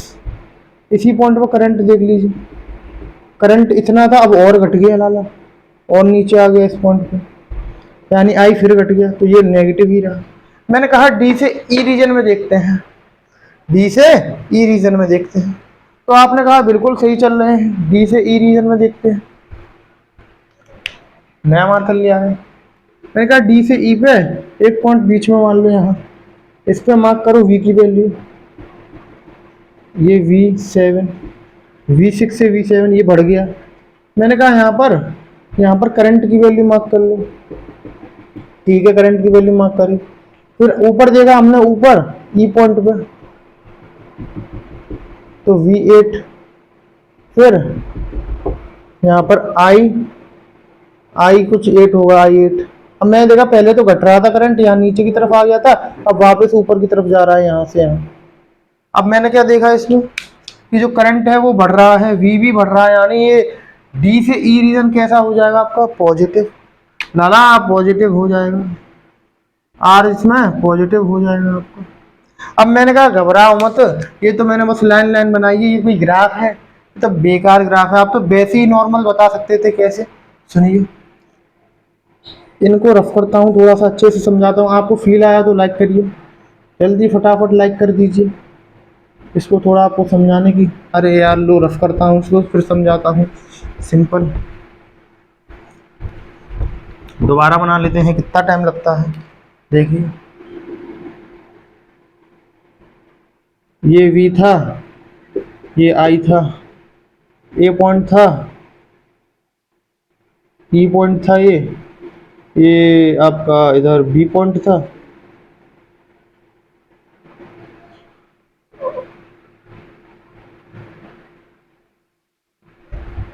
रुकिए, इसको थोड़ा अच्छा सा पहले जैसा कर दूं। ठीक है, मैंने कहा ये ए पॉइंट था, यहाँ बी था, बी से यहाँ सी था, सी से यहाँ डी था, फिर ई था। अब मैंने कहा दिमाग लगाइए, ए से बी स्ट्रेट लाइन ग्राफ बनना, यानी लीनियर है, इतने पॉइंट में लीनियर रेजिस्टेंस है, तो आर तो पॉजिटिव होगा ही लाला, क्योंकि दोनों बढ़ेंगे वी और आई, क्योंकि वी भी बढ़ेगा यहाँ ऐसे करके इस पॉइंट तक आएंगे, वी भी बढ़ेगा, इधर आएंगे आई भी बढ़ेगा यहाँ से। मैंने कहा बी से सी क्या आपका रेजिस्टेंस कांस्टेंट है या वेरिएबल, क्वेश्चन तो समझ में आ गया। आप कांस्टेंट और वेरिएबल देख रहे हैं, ए से भी कांस्टेंट है, इसका मतलब पॉजिटिव ही आएगा। बी से सी देखो, यहाँ पर स्ट्रेट लाइन यहाँ तक आई, फिर कर्व हो गई, तो स्ट्रेट लाइन नहीं माना जाएगा। कैसा है ये, इसको यहाँ बनाते हैं, ये कुछ ऐसे टाइप का, ये थोड़ा कर्व हो गया तो स्ट्रेट लाइन नहीं है, यानी वेरिएबल है। वेरिएबल है तो हमने चेक कर लिया वी और आई की वैल्यू से, दोनों बढ़ रहे थे तो पॉजिटिव। फिर मैंने देखा सी से डी ग्राफ वेरिएबल है, स्ट्रेट लाइन नहीं है, तो रेजिस्टेंस वेरिएबल। देखा कि वी तो बढ़ रहा है आगे जाने पे, पर आई जो है वो कम होता जा रहा है, आई कम हो रहा है वी बढ़ रहा है, आई कम हो रहा है वी बढ़ रहा है, तो नेगेटिव। ऐसे डी से ई रीजन में यूं पीक पकड़ गया, वी यहाँ बढ़ रहा है, वी इस पॉइंट पे, आई इधर है वी इधर है, जब ऊपर जाएंगे तो वी बढ़ा आई और बढ़ गया, यानी इस पॉइंट पे दोनों बढ़ रहे थे पॉजिटिव। क्वेश्चन अच्छा था, देख लिया, आगे चर्चा करी जाए। मैंने कहा आगे चर्चा करी जाए, सुनिए। आगे हम ये देखने वाले हैं आखिरकार रेजिस्टेंस का जो कॉज है क्या है, रेजिस्टेंस आखिर में क्या चीज है। मैंने कहा आपसे ये बताइए करंट कौन फ्लो कराता है? आपने कहा बड़ा सिंपल क्वेश्चन, करंट तो इलेक्ट्रॉन की वजह से होता है। मैंने कहा बिल्कुल सही। तो मैंने कहा एक कंडक्टर बनाते हैं लाला, कंडक्टर, कंडक्टर बना लीजिए। एक बड़ा सा कंडक्टर बनाता हूं जिससे आपको अच्छे से समझा पाऊँ। ये मैंने कंडक्टर बनाया, मैंने कहा इसके अंदर इलेक्ट्रॉन्स हैं, इलेक्ट्रॉन्स बहुत सारे होंगे, बहुत सारे, थोड़े से बना ले रहे हैं, हमारी औकात से बाहर है। 10 की पावर, ये सिल्वर का वायर लिया है मैंने, 10 की पावर 29 इलेक्ट्रॉन। पागल हो जाऊंगा मैं, बनाते बनाते जिंदगी गुजर जाएगी। अब देखा इसके अंदर एटम्स भी तो होंगे वायर के अंदर। अब एटम्स जो होंगे उन्हें पॉजिटिव आयंस कहा, क्योंकि इन एटम्स के अंदर से ही इलेक्ट्रॉन निकल रहे हैं, फ्री इलेक्ट्रॉन्स, तभी इन पे पॉजिटिव चार्ज आ रहा है एटम्स। अब मैंने कहा ये इलेक्ट्रॉन जब चलेंगे, टकराएंगे टकराएंगे टकराएंगे, आपस में भी टकराएंगे, ये चलेंगे ऐसे टकराएंगे टकराएंगे, ठीक है। मैंने आपसे कहा ये टकराएंगे आपस में। अब ये टकरा रहे हैं, इलेक्ट्रॉन जितनी इजीली फ्लो करके बाहर निकलते जाएंगे, वायर से वापस आते जाएंगे, उतना ज्यादा करंट। मैंने कहा जितनी ज्यादा टक्कर खाएंगे, जितनी ज्यादा इनके बीच में ऑब्स्ट्रक्शन आएंगे, पॉजिटिव आयन आएंगे या कर्नल आएंगे, पॉजिटिवली चार्ज कर्नल कहते हैं, हैवी कर्नल्स, ये आएंगे तो इनके क्या होगा लाला? ऑब्स्ट्रक्शन होगा। ऑब्स्ट्रक्शन होगा इलेक्ट्रॉन्स का तो चार्ज कम फ्लो करेगा, चार्ज कम फ्लो करेगा तो करंट कम फ्लो करेगा। मैंने कहा बिल्कुल ठीक चल रहे हैं। फिर ध्यान से देखिए, अगर टेम्परेचर मिलेगा, आप कहोगे टेम्परेचर भी तो गेन कर रहे होंगे तो इलेक्ट्रॉन की स्पीड बढ़ेगी। मैंने कहा बिल्कुल सही आप कह रहे हो, इलेक्ट्रॉन्स तो भगेंगे, और ये जो हैवी चार्ज कर्नल है ये मूव करने के लिए फ्री नहीं है, तो ये ऐसे ऐसे वाइब्रेट करेंगे बड़ी जोर से। अब मान लो क्या ये ऐसे ऐसे वाइब्रेट कर रहा है, ये ऐसे ऐसे वाइब्रेट कर रहा है, ये कर्नल है, ये इलेक्ट्रॉन है, इसे जाना है जाना है जाना है, चला गया। अब मान लो टेम्परेचर गिर रहा है, ये शू करके जाएगा, और ये भी ऐसे ऐसे ऐसे ऐसे फुक रहा है, टक्कर होने के चांस ज़्यादा हैं। मैंने कहा जितना ज़्यादा टेम्परेचर उतना ज़्यादा रेजिस्टेंस, क्योंकि उतनी ज़्यादा हैवी कर्नल्स की मूवमेंट। तो रेजिस्टेंस का कॉज क्या है? कॉज ये है कि जो ये heavy charges, positive charge atoms या कर्नल या पॉजिटिव आयन, जो भी कहना चाहें आप, इनके मूवमेंट की वजह से, इनके वाइब्रेशंस की वजह से इलेक्ट्रॉन्स का चलना मुश्किल हो जाता है, नंबर ऑफ कोलाइजन बढ़ जाते हैं, ऑब्स्ट्रक्ट होते हैं इलेक्ट्रॉन चलने में अपने पाथ पे। और इसी ऑब्स्ट्रक्शन, जो पाथ, जो कंडक्टर के पाथ में चलने के लिए इलेक्ट्रॉन को ये जो ऑब्स्ट्रक्शन मिल रहा है थ्रू हैवी कर्नल्स या पॉजिटिव आयंस, इस चीज को कहा, इसी चीज को कहा क्या, इसी चीज को हमने डिफाइन करा एज अ रेजिस्टेंस। रेजिस्टेंस इसी को डिफाइन करा। तो रेजिस्टेंस की डेफिनेशन देना चाहूं, रेजिस्टेंस की डेफिनेशन देना चाहूं तो क्या होगी? It is defined, it is defined as the obstruction, it is defined as the obstruction given by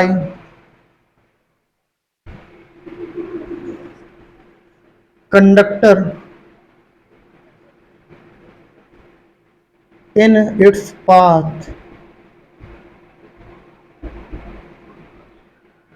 is called resistance। समझ में आया? यानी जो भी कंडक्टर है, मैंने क्यों कहा it is the obstruction given by conductor? Conductor के ऊपर कैसे?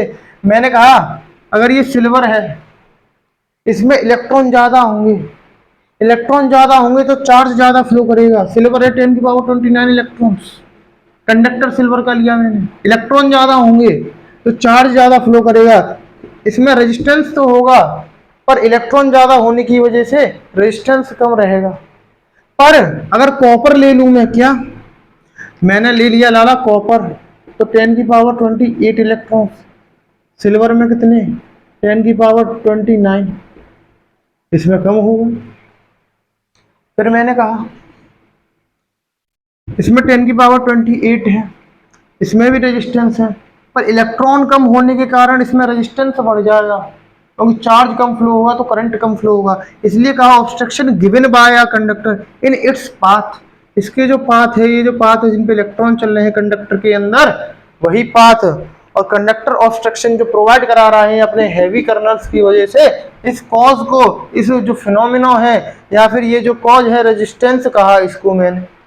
ठीक है, रेजिस्टेंस की फील होगी, समझ में आया रेजिस्टेंस क्या है? रेजिस्टेंस क्या है? क्या है रेजिस्टेंस? रेजिस्टेंस क्या है? मैंने कहा ये हैवी चार्ज कर्नल्स हैं, ये हैवी चार्ज कर्नल्स हैं और ये छुटकू सा इलेक्ट्रॉन्स है। ये आपका एक हैवी चार्ज कर्नल है, ये इलेक्ट्रॉन है। तो ये कंडक्टर इमेजिन कर लीजिए, कंडक्टर के अंदर ये हैवी चार्ज कर्नल है, ये कंडक्टर के अंदर मैं हूँ, मुझे इनविजिबल मान लीजिए। ये कौन है? Heavy charge colonel, heavy charge colonel. Live देखिए, लाइव शू ऐसे चल रहा होगा, पहले धीरे धीरे टुचुक टुचुक टुचुक टुचुक, इलेक्ट्रॉन आराम से निकल जाएगा ऐसे। और यही इलेक्ट्रॉन ने भी टेम्परेचर गेन करा, इसने भी करा, ये वाइब्रेट हुआ ऐसे ऐसे ऐसे ऐसे ऐसे ऐसे, ऐसे टकरा गया, टकरा गया, टकरा गया। यानी यही ऑब्स्ट्रक्शन और यही रेजिस्टेंस का कॉज। मैंने कहा रेजिस्टेंस की आपने फील ले ली, अच्छे से रेजिस्टेंस समझ में आया। अब बात करते हैं, क्या बात क्या करते हैं कि रजिस्टर क्या होता है। रजिस्टर किसी भी कंडक्टर लिया, पार्टिकुलर कंडक्टर का कुछ ना कुछ रेजिस्टेंस हो, वो जो रेजिस्टेंस हम कह रहे हैं उसको ही रजिस्टर कह देते हैं। मैंने कहा सिंपल भाषा में उसी को हम रजिस्टर कह देते हैं। बिल्कुल सही चल रहे हम। यानी एनी मटेरियल जिसके अंदर रेजिस्टेंस हो उसको रजिस्टर कहा। जो करंट के चलने को ऑब्स्ट्रक्ट कर सके, रोक सके, उसे रेजिस्टेंस कहा। मैंने कहा मैं भी तो एक कंडक्टिंग बॉडी हूँ, मेरे अंदर भी करंट फ्लो कर सकता है। क्यों? इंसान को करंट लग जाता है, यानी कंडक्टिंग बॉडी है मेरी। मैंने कहा मेरे अंदर भी तो कर्नल्स होंगे, मेरे अंदर भी तो एटम्स होंगे, बहुत सारी चीजें होंगी जो करंट का विरोध करेंगी चलने का। मैंने कहा ये वायर है, आपने वायर लगा दी, जूम, करंट फ्लो कर रहा है। यानी मैं भी एक रजिस्टर का काम करूंगा इस करंट के लिए, जो करंट मेरे अंदर जा रहा है, इलेक्ट्रॉन जा रहे हैं। इसका मतलब any material that has some resistance is called resistor. कोई भी ऐसा सब्सटेंस जिसका कुछ ना कुछ रेजिस्टेंस है, उसी को रजिस्टर कहा। ठीक है, रेजिस्टेंस की फील आ गई। आगे बढ़ते हैं, आगे देखते हैं ohmic and non ohmic conductor कौन होते हैं। देखते क्या है, छोटा सा टॉपिक है, सुनिए। तो देखते हैं ओमिक और नॉन ओमिक कंडक्टर क्या है। कौन से? Ohmic, non ohmic. ओमिक नाम सुना सा लग रहा है, बिल्कुल ओम्स लॉ पढ़ा था हमने। तो ओमिक कंडक्टर क्या होते हैं और नॉन ओमिक कंडक्टर क्या होते हैं? तो ओमिक कंडक्टर वह हैं जो क्या करें, पता है आपका? Ohm's law. कौन सा लॉ? ओम्स लॉ जो पीछे पढ़ के आए थे, V बराबर आई आर या V अपॉन आई का रेशियो कांस्टेंट, ओम्स लॉ को ओबे करते हैं ओमिक कंडक्टर। यानी V अपॉन आई बराबर R को। फिर मैंने कहा नॉन ओमिक कंडक्टर जो ओम्स लॉ को, कौन सा लॉ लाला? ओम्स लॉ को ओबे ना करें, ऐसे कंडक्टर को कहा नॉन ओमिक। यानी V अपॉन आई बराबर R को ये फॉलो नहीं करेंगे।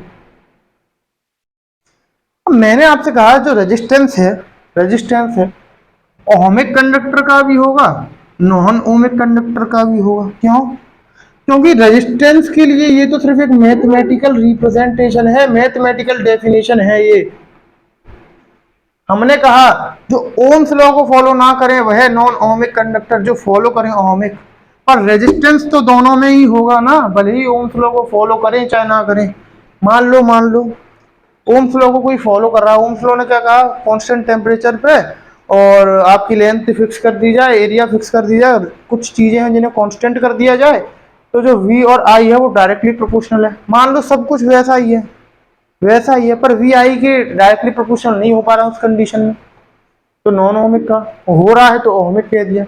और रेजिस्टेंस तो दोनों के पास होगा ना, भले ही वो कंडीशन वही ओम्स लॉ को फॉलो करें चाहे नहीं करें। अब मान लो मैं कोई एक ऐसा मटेरियल हूँ जो मान लो मेरी लेंथ फिक्स है, मैं बढ़ना बढ़ रहा हूँ ना घट रहा हूँ, मेरा एरिया भी फिक्स कर दिया मैंने ऐसे करके, मुझे टेम्परेचर भी कांस्टेंट कर दिया, तो मेरे अंदर वोल्टेज इन्होंने डाला, यानी मेरे अंदर एक पोटेंशियल डिफरेंस क्रिएट करा, तो क्या होगा, मेरे अंदर करंट जनरेट होगा।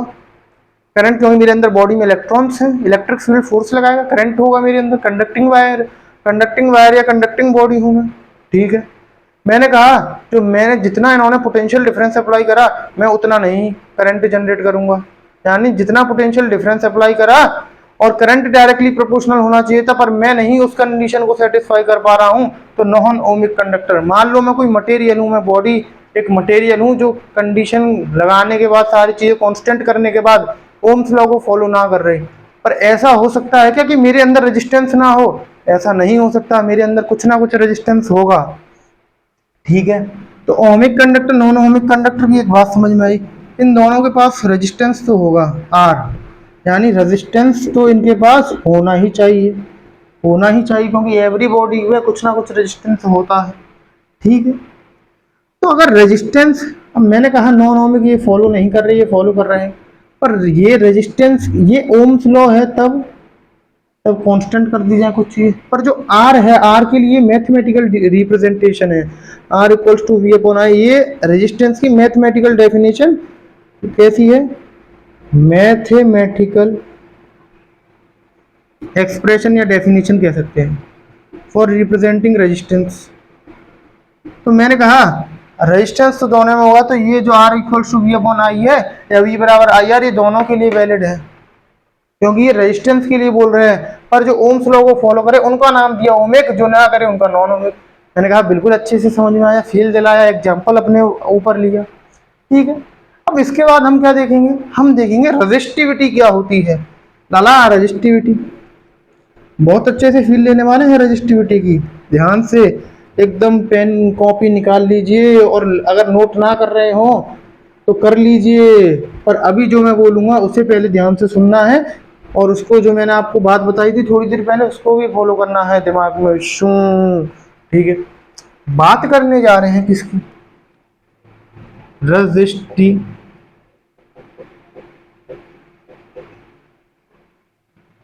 रजिस्टिविटी की बात करने जा रहे हैं। इसको रो से रिप्रेजेंट करते हैं, और इसका एक और नाम है स्पेसिफिक रेजिस्टेंस, स्पेसिफिक रेजिस्टेंस लाला, ठीक है। डेफिनेशन देना चाहे तो क्या, पहले डेफिनेशन देने से पहले मैं आपको समझाऊंगा, फील दूंगा, उसके बाद रजिस्टिविटी की डेफिनेशन देखेंगे।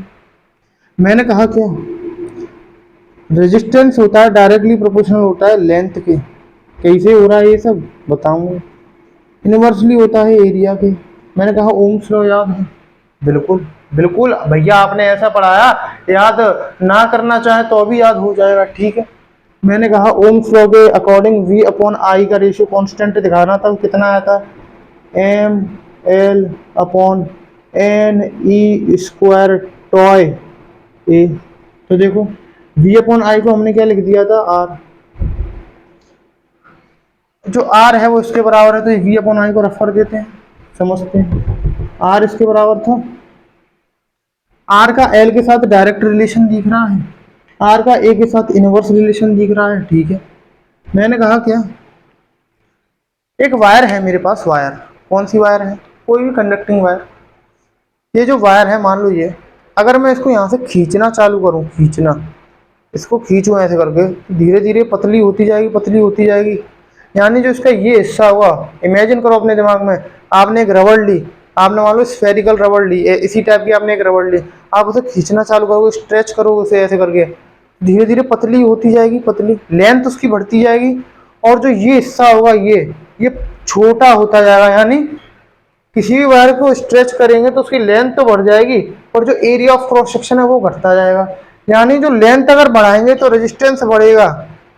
मान लो आपने ये वायर ली, इतनी वायर, ये वायर लिया आपने, ये फिक्स है, अभी इतनी लेंथ है, इतना एरिया ऑफ क्रॉस सेक्शन है, मैं इसे बढ़ा लूँ घटा लूँ कुछ भी कर दूँ, इसका जो रेजिस्टेंस है ना, कांस्टेंट टेम्परेचर की बात कर रहा हूँ, इसका रेजिस्टेंस वही रहेगा, तो जितनी मैं इसको खींचूंगा लेंथ बढ़ेगी, उतना ही एरिया कम होता जाएगा, ठीक है, तो कुछ फर्क नहीं पड़ेगा। पर आगे बात करते हैं, आगे देखते हैं। अगर आर डायरेक्टली प्रोपोर्शनल एल के है, आर इनवर्सली प्रोपोर्शनल आई के है, तो मैंने कहा इसे एक में ही लिख लो, इसे एक में ही लिख लो। कैसे? R directly proportional to L upon A, inversely proportional to ए।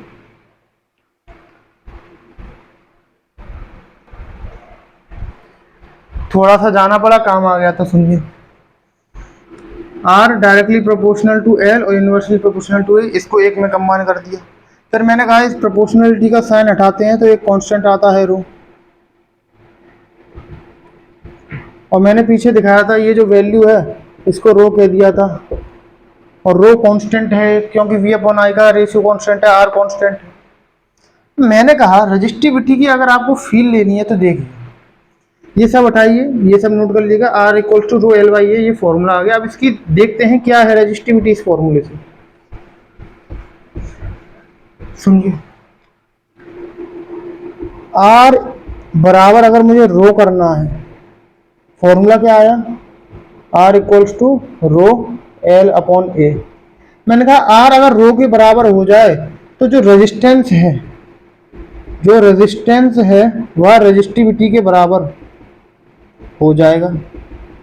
तो मैंने कहा ये जो एल अपॉन ए है अगर ये 1 हो जाए टोटल, तो रो इसके बराबर आ जाएगा। ठीक है, मैंने कहा कोई कंडक्टर उसकी लेंथ ले लो 1 मीटर, एरिया कितना ले लो जानी जानी, एरिया ले लो 1 मीटर स्क्वायर।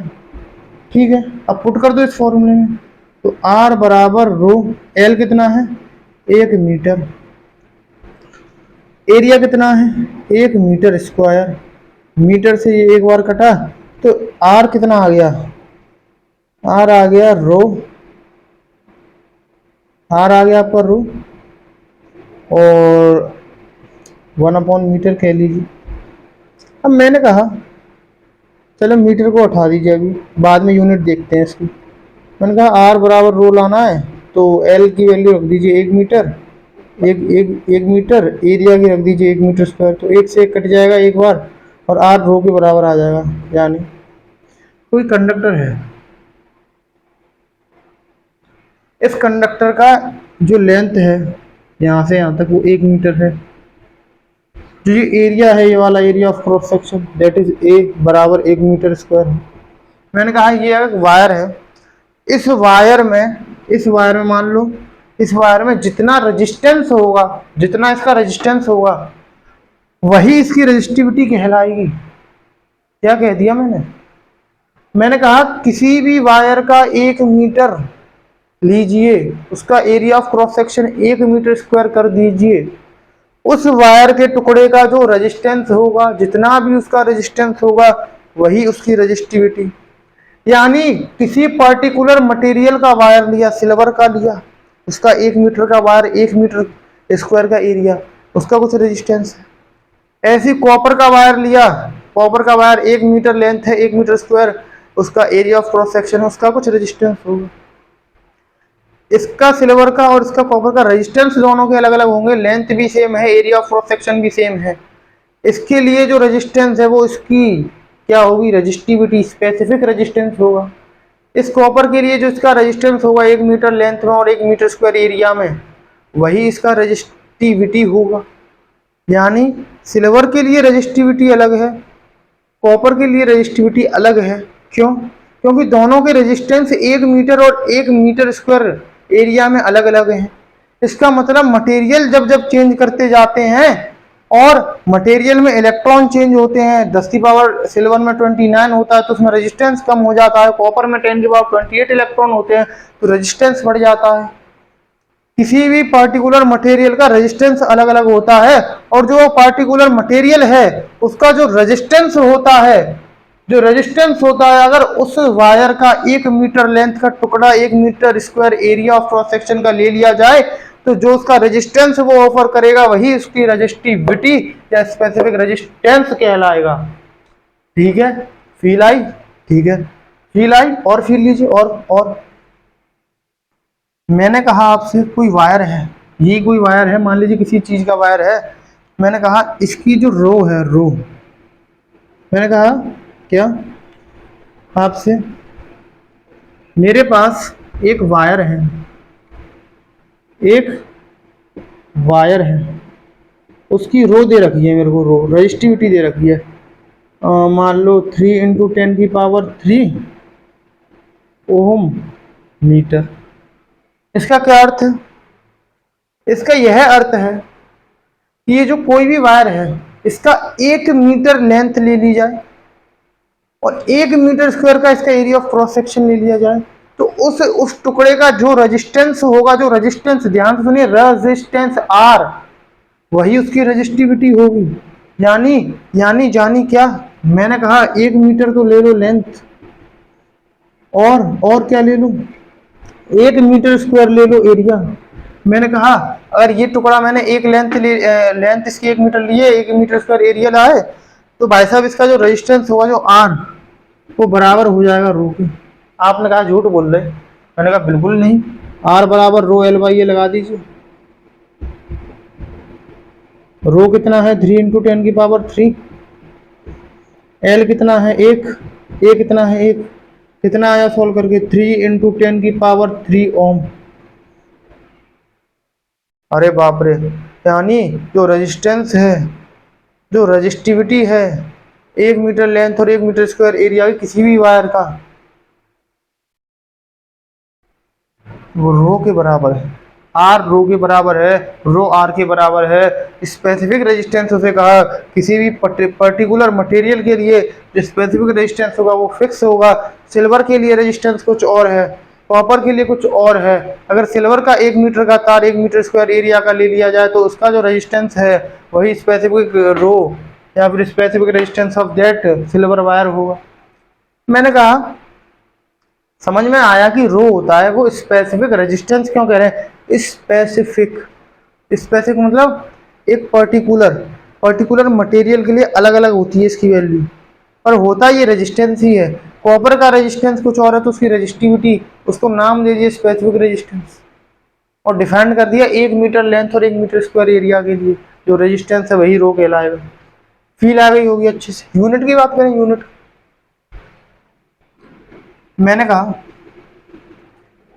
क्या कहा आपसे, सुनिए,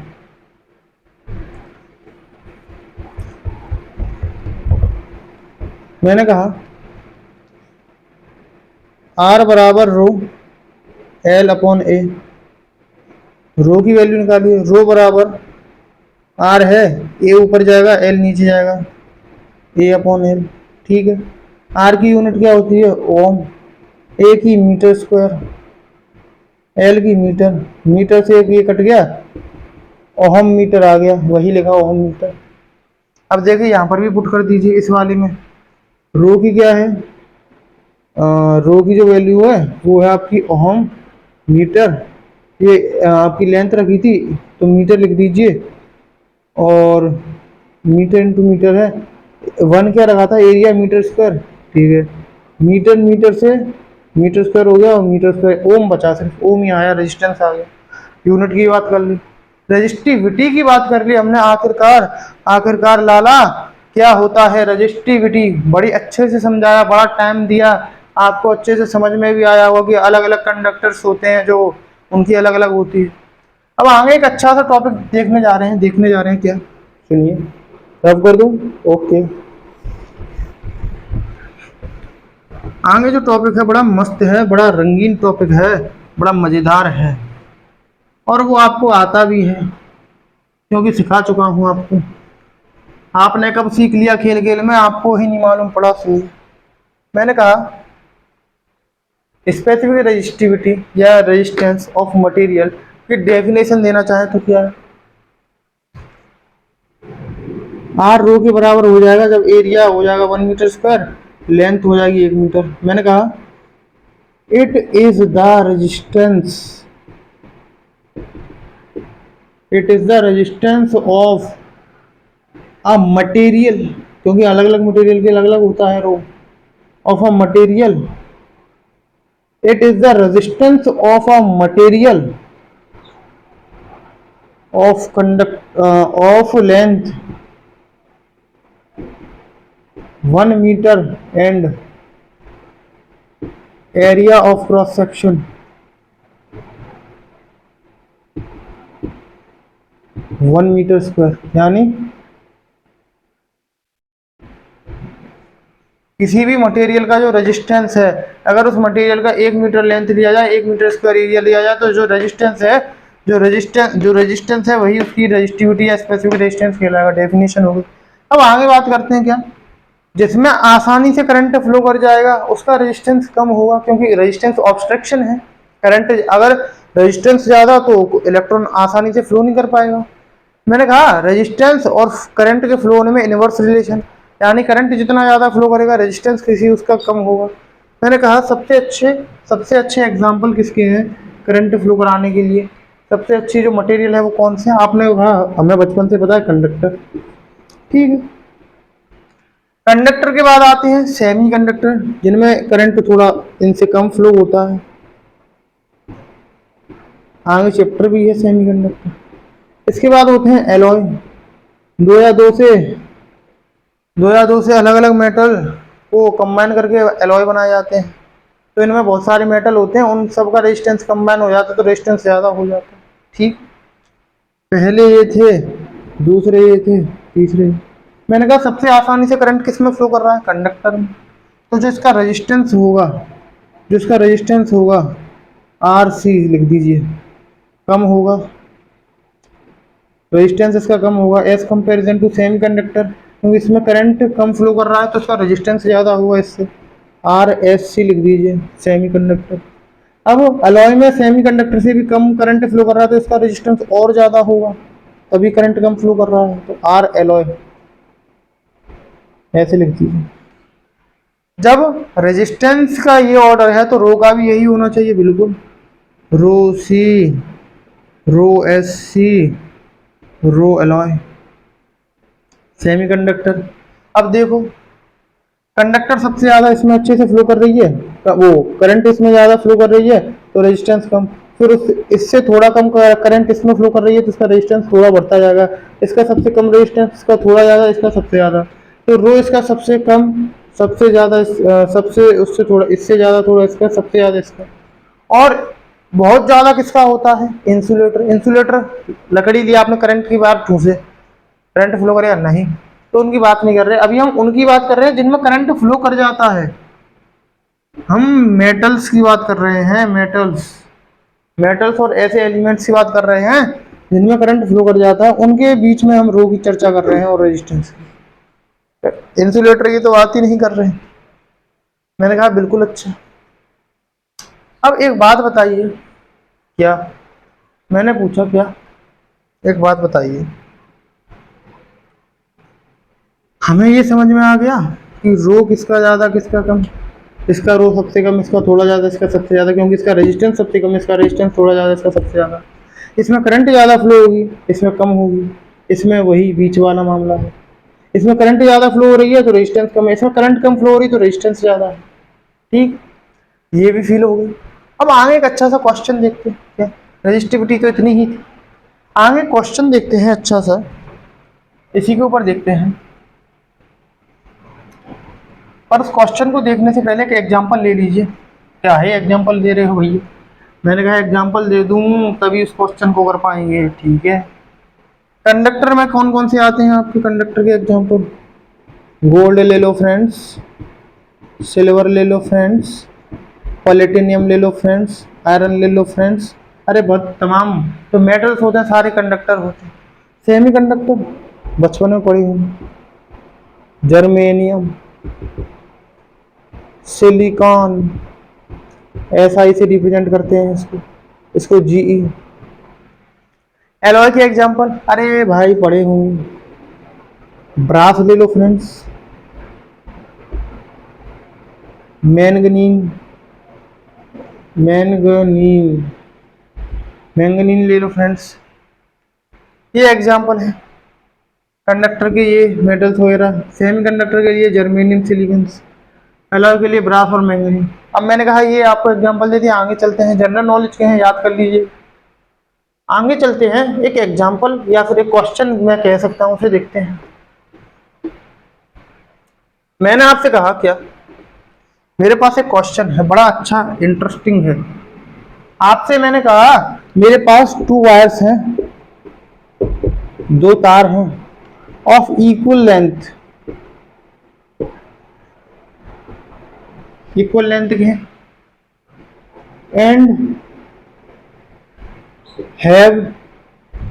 एंड हैव सेम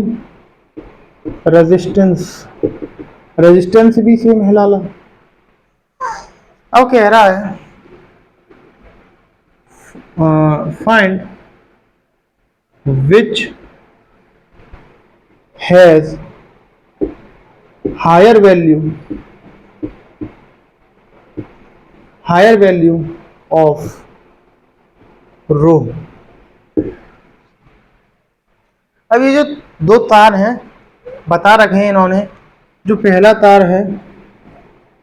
जो तार है वो आपका कॉपर का है, दूसरा तार आपका मैंगनीन का है। अब बोल रहा है रो किसका ज्यादा होगा। मैंने कहा सबसे पहले जो बोला है वो देखो, RCU रेजिस्टेंस ऑफ कॉपर बराबर दे रखा है रेजिस्टेंस ऑफ मैंगनीज। ऐसे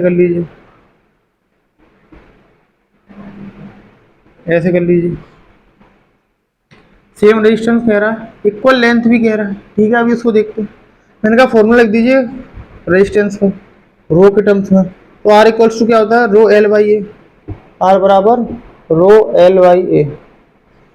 ठीक है, तो कॉपर का रेजिस्टेंस सारी चीज कॉपर की आएंगी, रो कॉपर इनटू लेंथ दोनों की सेम है तो लेंथ को L मान लीजिए। एरिया ए कॉपर बराबर R मैंगनीन का है तो रो भी मैंगनीन की आएगी। ऐसे ही L दोनों की सेम है, AU है मतलब एरिया ऑफ कॉपर है, कॉपर वायर तो एरिया ऑफ मैंगनीन वायर। ठीक है, मैंने कहा L से L उड़ा दो। ठीक है, देखो रो वाले एक तरफ ले आओ, rho copper divided by rho manganin बराबर ए कॉपर ऊपर जाएगा, A copper divided by A manganin. अब देखो क्वेश्चन में ये कह रहा है which has higher value of rho. आपको मालूम है कि जो मैंगनीन है उसमें रेजिस्टेंस ज्यादा होता है, तो ये अलॉय है, कंडक्टर नहीं है। ये कंडक्टर कॉपर है, इसमें कम रेजिस्टेंस होता है, करंट ज्यादा फ्लो होती है, तो जाहिर सी बात है इसका रेजिस्टेंस कम होगा। मैंगनीन का रेजिस्टेंस ज्यादा होगा तो इसकी रेजिस्टिविटी या रो कम होगा, इसका ज्यादा होगा। ये जाहिर सी बात है क्वेश्चन में पूछा है। अगर आपको ये पता होता ये अलॉय है और ये कंडक्टर है, आप वैसे ही बता देते। तो हमने देखा कि जो रो कॉपर है वो कम होगा, रो मैंगनीन ज्यादा होगा। अब इसके संग ये जो रिलेशन आया ये क्यों निकाला है, मैंने कहा ये तो आपको rho find which is higher value of rho, ये तो वैसे ही नॉर्मल का क्वेश्चन जो रियलिटी में है वो है फाइंड विच वायर इनमें से कौन सा तार हैज थिकर का क्या अर्थ है, जिसका मोटा वायर होगा, यानी जिसकी जो एरिया ऑफ क्रॉस सेक्शन है ज्यादा होगी। मैंने कहा जल्दी आओ जल्दी, यहां से दिख रहा है क्या, मुझे पता है रो कॉपर है, जो रो कॉपर है रेजिस्टिविटी ऑफ कॉपर है वो कम होती है रो मैंगनीन से कम होती है। तो मैंने कहा जो ये रो कॉपर है इसके नीचे रो मैंगनीन ले आया आप। अरे ध्यान से सुनिएगा बच्चा लोग, यहाँ से यहाँ लिया है, मान लो मल्टीप्लाई में बनता है, यहाँ 1 बचा। ठीक है, रो कॉपर अपॉन रो मैंगनीन किसके बराबर है, ए कॉपर अपॉन ए मैंगनीन। मैंने कहा ए कॉपर यानी area of copper wire upon area of manganin wire. ठीक है, 1। फिर मैंने कहा इसको ऐसे ले जाओ, यानी area of copper wire less than area of manganin wire. क्या आया, तो मैंगनीन वायर का एरिया है वो कॉपर वायर के एरिया से ज्यादा है, यानी जो मैंगनीन का जो तार होगा वो ज्यादा मोटा होगा कॉपर की से। क्यों, इसकी रेजिस्टिविटी ज्यादा है, इसकी कम है। रेजिस्टिविटी कॉपर की कम है, हम जानते क्यों, हमने एग्जांपल में देखा था अभी पीछे। नहीं मालूम होता तो क्वेश्चन नहीं कर पाते आप। ठीक है, फिर मैंने देखो सिंपल सा है, अगर आपसे कभी भी ऐसा क्वेश्चन पूछ लिया जाए तो आपको सिंपल क्या करना है, बराबर लिखा दोनों को रेजिस्टेंस, फॉर्मूला लगाया, कॉपर का है कॉपर के लिए, मैंगनीन का है मैंगनीन के लिए, फिर जो कट रहा है काट बीटा, फिर ये ऐसे कर दिया। रो कॉपर अपॉन रो मैंगनीन, आपको मालूम है मैंगनीन का ज़्यादा होता है कॉपर का कम होता है, तो आपने पहले क्या करा, ऐसे रिलेशन लिख दिया, कॉपर का रो ज़्यादा नहीं है, कम है, इसका ज़्यादा है। फिर ये इसको नीचे लाया, ये हो गया, फिर इसकी वैल्यू आपने उठा के ये रख दी, ये वाली ये आ गई, फिर इसको दोबारा ऐसे ले गए, आ गया एरिया किसका ज़्यादा है। बड़ा अच्छे से समझ में आया। ये तो मैंने आपको डेरिवेशन सा करा दिया। अगर डायरेक्ट अगर इसको करना चाहे क्वेश्चन को तो कैसे करेंगे देखिए। रब करूँ इसे, रब करूँ, नोट कर लिया, समझ में आया। समझ में नहीं आया हो तो कमेंट में कर देना भैया, और मैंने अपनी तरीके से पूरा समझा है। अगर आपको समझ में ना आया हो कमेंट में कर दीजिएगा, अगले लेक्चर में दोबारा समझाऊंगा और अच्छे से समझाऊंगा, ठीक है। रब करते हैं, रब। समझ में आया हो तो प्रणव सर ओपी लिख देना। अब हम इसे सीधे भी तो कर सकते थे, कैसे।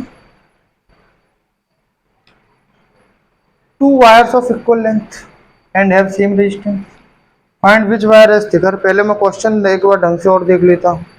सही क्वेश्चन तो उतारा था ना मैंने, मालूम पड़ा क्वेश्चन गलत हो गया।